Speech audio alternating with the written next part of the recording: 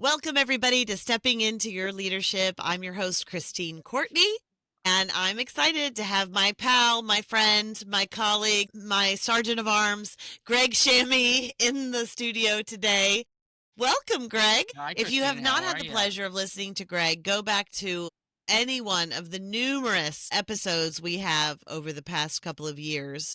And guys, we are getting very close to our 100th episode here. So that's pretty exciting. When we started, we didn't know if we could get 1 week it done. So that's very exciting. And I want to give a big shout out because most of the credit goes to our two producers, Tatiana Dominguez and Richard Francisco, who have really helped push us and guide us and keep us on track. So anyway, with the new year here at Stepping Into Your Leadership, we have a whole new exciting roster of people coming into the studio this year, Greg.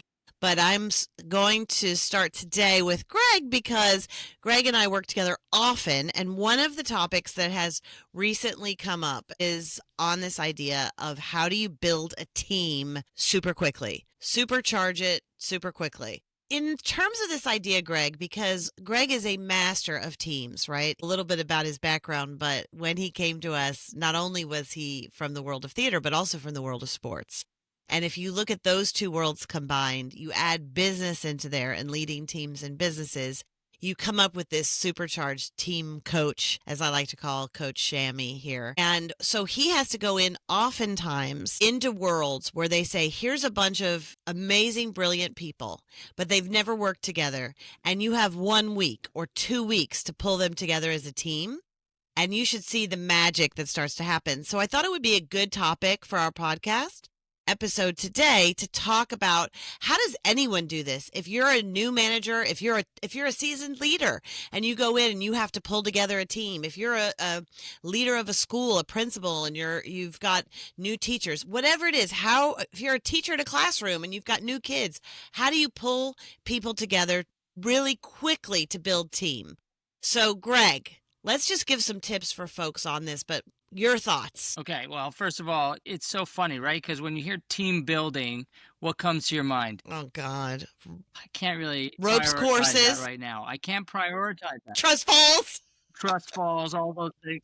But why, how? I run a business. Why would I be taking time to do that? Here's the bottom line. The bottom line is, and I've seen this across all the clients we've worked with, when you have a leader who prioritizes building team dynamics and building culture, then everything else comes out of that effectively, right? And so it seems so easy, these things, and I'll mention tips and things that we do to build team effectively. It seems so easy, but the true question is what happens to us under pressure? What happens to us when the heat gets hot? What happens to the team? How does it perform under pressure? And so the whole concept we take is, okay, we're going to build the connectivity between the players, between all the different people on the team. We're going to help create an environment in which they can connect, build trust, and then start to understand each other's strengths, superpowers, and kryptonite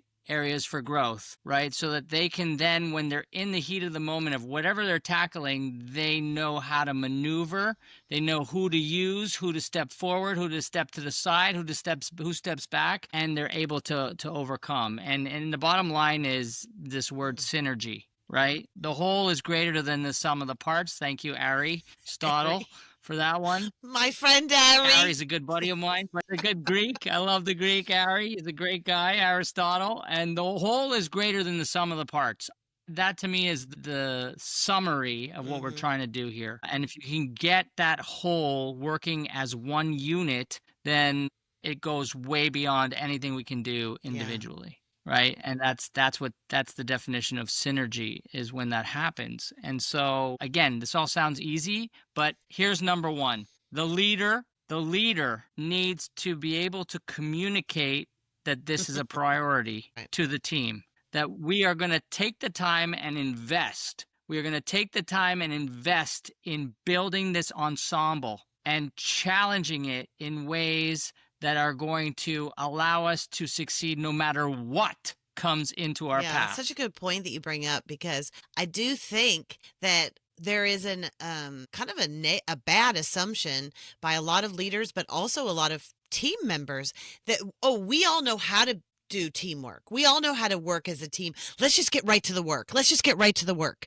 And when I see groups skip that, that is to me when there is a big problem. And there is such a desire and a fear that we're going to, like, our brains are going to fail us, that we forget to kind of open up our hearts first, and that the rest will, and trust that the rest will follow. I think that's a really good tip, Greg, because a lot of times you'll see leaders, if we're brought in, you'll see the leaders either pull back or not be a part of it, right? They say, oh, I'll work on creating this deck, or I'll get back to my emails. And no. Like, this is the most important time, and so valuable for you to watch your team and watch all the dynamics as you have another facilitator in there doing that work, so that you can step back and be a part of the team, which is so critical. I love that idea. So yeah. And it's so right on what you're saying. I Okay, have a great. specific example too, where I just worked with a bunch of bankers, and their CEO, before the session began, got up, and the first thing he said to the whole team, again, I'm a guest that they brought in to do this workshop, and he gets up in front of everybody, goes, take out a piece of paper. Take out a piece of paper and a pen. I'm going to give you a quiz. So right away, everyone's like, a quiz? What? And like, but it's like this great energy, right? And he's like, all right, we started our learning journey together earlier this year. Who was our first facilitator? What was the workshop? Who was our second facilitator? What was the workshop? Who was our third facilitator? What was the workshop? And what is our facilitator's name today? And what workshop is he doing?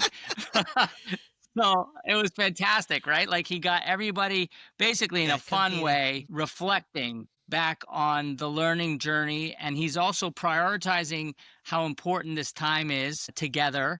And also that, we're stepping out of the river of work to come and work on ourselves. And that is very important to him as a leader, to create that foundation. And today we're going to keep digging into that and uncovering as much as we can to continue building our strength as a team. So to me, that's a perfect example of a leader who isn't afraid to get up. And then he participated throughout the whole workshop. That's great. As one of the players, and he's taking notes, like you were saying about everybody, so he can and quiz what's coming them later. Up. Yes, but it's that involvement, that engagement that then models to everybody, hey, this culture piece, this team dynamic piece is something we need to be working on all the time, because in the real world, we're going to be tested. Yeah. And, the data is going to tell us how we do. And he knows his team, because they probably like that. There's a bit of a competition, right, in that, of testing yourself, of testing against each other as well. So cool. Great story. So let's talk about some tips today that people can do if you have a new team. And we're not talking about building a team today over years, which is what we're usually talking about. We're talking about if you've got a week, 1 week, 2 weeks, 3 weeks, 1 month max, what do you have to do to pull a team together in the workplace to accomplish something? And these could be, maybe it's people that don't even know each other. Maybe it's people that maybe know each other, but, from afar, or haven't really worked together, or some have, some haven't. But what's one, I love the first tip, that if you're the leader, you are in there participating 100%. You are setting the tone. No phones, no laptops. We were recently working with a team, and they looked at us and they said, do we need our laptops for this workshop? And we said, absolutely not. They said, everybody shut your laptops. And sometimes it takes a strong leader voice to do that kind of thing. Yeah, and that moment was so helpful, actually, when they all close their computers and then suddenly we're all there. So that first tip is the communication about the importance of this. The second tip is then, how do you create this psychologically safe environment for people to step out of their comfort zone? And that is something I want to communicate all the time right away. Okay, everybody, we're now going to be focusing on building this ensemble, building the connectivity between all these amazing players and all the skills you each bring into this space. And now we need to just commit and make it intentional about how we're going to step out of our comfort zone, because that's when we start to build. When we step out of that comfort zone. So we break that fear zone, we enter the learning and the growth zone together, and then it starts to grow. So that's the first thing. And if you ever see, just because I want to dig in on how you do that, because I think that term sometimes throws people off, because so much of psychological safety is built over time with how you behave, right? However, there are ways that you can build this quickly. And if you've seen Greg in action, you've seen him do it. And when he talks about outside of their comfort zone, it means you immediately do something silly. Something that is when you mess up, because you will. If you play Shamie Says, which is, if it sounds like Simon Says, it is. Don't tell Greg though. But, Shamie Says, or you play some sort of game that we played as kids that everybody knows how to play. So quickly we go into our childlike state, and people are like, "Is this what we're doing at work?" But something about that brings us outside of our comfort zone, yet weirdly into our comfort zone, because it's who we really are as children in play. He gets them up there. They play something. Let's say it's Shamie Says, which is his version of Simon Says, right? So everybody's like a childlike state again. When someone gets out, like remember Simon Says, touch your head, and you don't say Shamie Says before you touch your head, you're out, right? So there's a little bit of shame that comes over people when they're the first one out or the second one out. And what he does to create that psychological safety really quickly is he starts giving huge love and applause to that person. Like, great, he's showing us exactly how it's done. Awesome, everybody give him applause. And somehow it shifts that moment into going, okay, failure is safe here and fun and doesn't have to be a big deal, and get out of your heads, people, because we're going to keep playing. And they don't make a big deal about it. We move on and we laugh, and everybody, then the next person that's out, not such a big deal. And you see them when they get out, stand on the sidelines, start watching other people and smiling and being a part of it, not sitting there like we did sometimes as kids going, "I'm the worst ever," So I do think those are, when he says that, that's one thing he does, is you have to do something silly, crazy, and go in with confidence. If you go in going, "Oh, guys, we're going to play, I know it's silly that we're going to play this game, but you got to go in, like, own it. You got to own it big." Absolutely. And we make the actual challenge, the game, challenging, exciting, and we make it so that it's competitive, right? Because it's real and you're wanting to challenge them. So it's not just basic, but it builds. So, and I love that piece where, yes, we start to create an environment where people can feel okay to experiment, to drop the ball, to fail, and still feel part of it. And then their observations are just as important as their participation. And you're watching. So what you're doing as leader when you're watching this happen is you start to see parts of people's personalities, because I say this all the time. I believe the way people play is the way people work. And it's not how they talk, but it's how they behave in those moments when they don't think they're being watched, where you really see, oh, that's our team lead right there. Look how he handled when that person got out, or look how they chastised this person, or look how they pulled people in, or look how they laughed, or look how their brain works, or look how they're super analytical, or they're super competitive. And you'll see parts of people to use in later teaming that you do that has to do with real, so-called quote unquote real work. So I think that it is not to be missed. A lot of times people will just get caught up in the game and not sit back and watch, how can I learn about my folks by watching them play? And you will learn more than you'll ever see watching them work on a spreadsheet or on their computers. You will see nothing, because it's all internal. That's so good. And that's why we do challenges, and we start easy and we get harder and harder and harder and harder. The goal is to, like, if we were a basketball team, create an environment that is so difficult in practice that when you get into the game time, it's easy. So just like a baseball player puts a donut on a bat before they come into the box, right? They're swinging the heavy bat. They take the donut off, the heavy weight off the bat, and then suddenly they're up there and they can potentially hit a 98-mile-an-hour fastball now because the bat feels much lighter than it did when they were practicing. So in our practice sessions, we are slowly building in, through safe environments and scaffolding and building, we're building in challenges that are going to really make the team go through things that are going to show them a lot of different elements about how they respond or react to things in the moment. Even before that, though, getting participants, getting team members' voices in the space is a really important part of the safety piece and getting people involved. So even like back to my example with the CEO the other day when he was giving the quiz, he was still asking questions to them, and then he would get them to respond. Somebody answer the first question. Okay, great. Thank you, Michael. Right? Getting their voice in the space. So it's not just a talking head. right? We're not just a talking head up in the front. We're actually facilitating, making it easy for your team members to share their perspectives, their thoughts, again, because our thoughts as a whole are way stronger Yeah. than my thoughts alone. In that, getting voices in the room, I think it is important first day for the leader to give a few minutes in the beginning to set people's mind at ease as why we're here, what are the norms, what are we doing, why is this important. So setting purpose, expectations first, and then right away, as Greg said, getting their voices in the room. So that could be going around, you know, asking them their name, their role, because they're going to be looking around going, what is my role, where do I fit in? So if they can easily, quickly, clearly define their roles, that helps their brains relax and go, okay, now I know where I fit in. Then you ask a question, and I love this question when we see it start to really transform folks, is you ask a question like, what's the best team you've ever been a part of? And what made that team so great? And then you give them examples because they're going to be worried. Like, oh, what if I don't say it's my boss now? Or what if it's not the person that's in this room? You say, I'm talking back to a little league team you were on, some team you coached, a choir that you were a part of, a church group that went on a mission. Whatever team means to you, what's the best team you've ever been a part of? And if you cannot think of one, because sometimes I've had people have a really visceral reaction because they've had such a bad team experience, that you then say, or what's the absolute worst team you've been a part of and why? Because the importance is not the team, although you'll see people get emotional a little bit, right? When they talk about how excited they were on a team.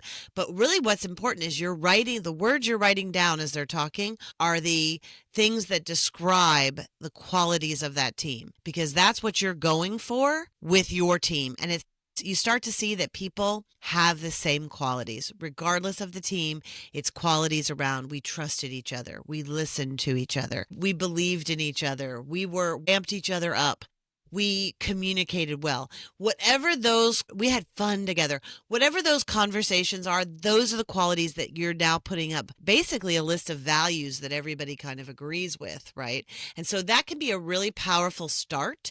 And also helps you when you start to have trouble with your team later, key into what is important to them and how can I get them back in place of this, right? So that's my next tip. Yeah, really good. And then building on that, I think, is just getting to know people's strengths and areas for growth. And that's another great question that we like to unpack in different ways. Really around, again, when I think about it, when I think of being on amazing teams, I think about all the different skill sets that have come together. And, I can rely on Christine because I know she's going to deliver on X, Y, and Z. And I bring this, and I feel confidence bringing this to the team, right? And if we all feel that we're each bringing something special, a superpower to this team, then suddenly we feel valued. If we feel valued, we start to engage. If we're engaged, we're going to perform We well. do an exercise called Ways We Work Best, and we'll put up around the room big posters, right, of different prompts, and we'll put on some music and people will move around from poster to poster. And one of those is like, ways we work best, and then things we hate, pet peeves, things that drive us crazy. That could be on different posters. And you start to see people just write down things, no names attached or whatever, but then they start to talk about it afterwards. And in the facilitation, you get a supercharged, fast way to learn what does and does not work for people so that we can avoid the pitfalls, because all of us don't want to piss off our team members, right? So if we can see like, oh, this is a pet peeve of Greg's maybe to get things last minute, then I can know like, oh, I got to keep that in mind. The other thing you can do on those activities is you start to see communication styles. And so we'll most of the time, if we can, have them do a pre-assessment before they get together, like the 6 types of working genius or DISC or social styles or something, so that we can give the analytical minds in the room, the discerning minds in the room, a moment to like tag into like, this is how I can understand this person a little better.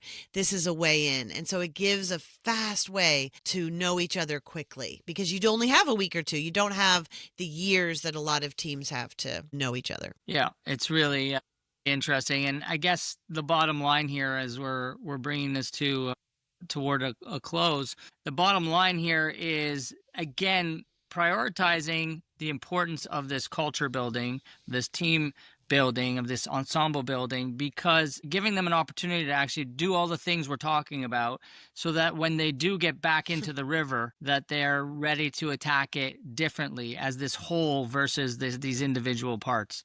And when you do that, it's fascinating, because we've seen it with clients where we've trained them and we've worked them and their presentations and so on, and they go in there and they pitch for the job, and then suddenly, bam, they get the job. And we're like, yes, you guys really worked on it so hard and shared so much of yourselves and sweat, blood, and tears in the trainings we did, and then you went in there and delivered. And you ended up booking it, which is fantastic. So that's such a highlight for us as we do our work to support building these ensembles, building the trust, helping to build the trust, and then seeing the outcomes that can it's come. great. And if you do get a chance, last tip of the day, and we'll close out, because it's so great to have you, Greg. And we'll do this topic, I think, again, because we're just scratching the surface. But I do think if you can create a quick, fun, multiple activities, hopefully, that put them into a kind of work situation where they have to do something together, build something together, figure out something together, then they get a template for how they're going to work together on projects that are more complex and more difficult that they can draw from. And so I think creating those activities, or having facilitators like Greg come in and create those activities, so that people will have an experience working together where it's fun, where it's safe, where it's not terrible if you fail, like you can learn from it in a safe way, so that when you go into the workplace, you can draw on those as experiences and common vocabulary and experiences to enjoy together. So anyway. I just want to add two things to that. One is what happens in those groups, which is the strategizing together. When they strategize together, that's very much replicates what happens in the workplace. And then the debrief, or the processing of what happened, why didn't that work, what could we have done differently. Again, the key to continual improvement is this debriefing and this breaking down or deconstructing what happened, so that we can construct better the next time. All right, guys, go out there, take some time to put into building, and the teamwork will pay off in multiple ways, and it'll be fun. Thanks, Greg. Thanks so much, Christine. What a pleasure. Talk to you all Okay, hopefully again soon.